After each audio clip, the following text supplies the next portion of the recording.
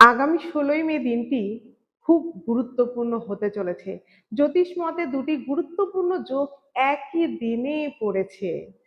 প্রথমত ১৬ই মে ফলহারিণী অমাবস্যা এবং দ্বিতীয়ত ওই দিন শনিবার এবং শনি জয়ন্তী। এই দুটো দিন একই সঙ্গে পড়েছে। এইটাই মোক্ষম সময় যে কারোর কোনো সমস্যা, যে কোনো সমস্যার সমাধানের। আপনি যদি এই দিন আরাধনা করতে পারেন, আপনার সকল মনস্কামনা পূর্ণ হবে। কথিত আছে যে রামকৃষ্ণদেব তার স্ত্রী সারদাকে এই ফলহারিণী অমাবস্যার দিন ষোড়শী রূপে পূজা করেছিলেন জগতের উন্নতি কল্পে। এই জগতের উন্নতির জন্য তিনি যেহেতু এই দিনটিতে পূজা করেছিলেন, আর এখনো পর্যন্ত আশ্রমে সেই দিনটিকে পালন করা হয়।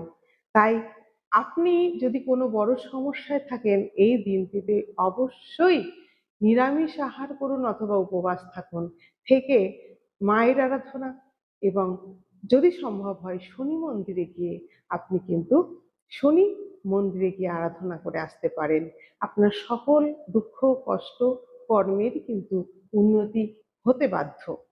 একজন দেয় কর্ম, অর্থাৎ কর্মফলদাতা শনিদেব, অপরজন কিন্তু মা কালী, যিনি এই দিন পূজা করলে তার আমাদের সকল খারাপ কর্মটা নিয়ে নেন আর ভালো ফল প্রদান করেন।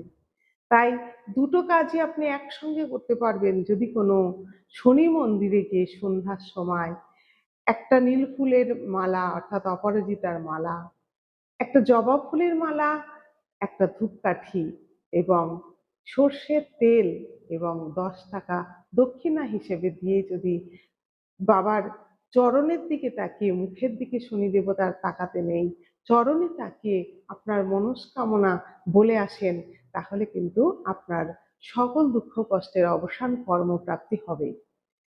যদি বাড়ির পাশে কোনো শনি মন্দির না থাকে, আপনি এটা কোনো দেবী মন্দিরেও দিতে পারেন বা কালী মন্দিরেও দিতে পারেন। অবশ্যই ৫টা ফল, সিজনের ৫টা ফল সঙ্গে দিয়ে দেবেন। তাহলে কিন্তু আপনার সকল খারাপ কর্মের ফল কিন্তু পাল্টে যাবে সুকর্মে।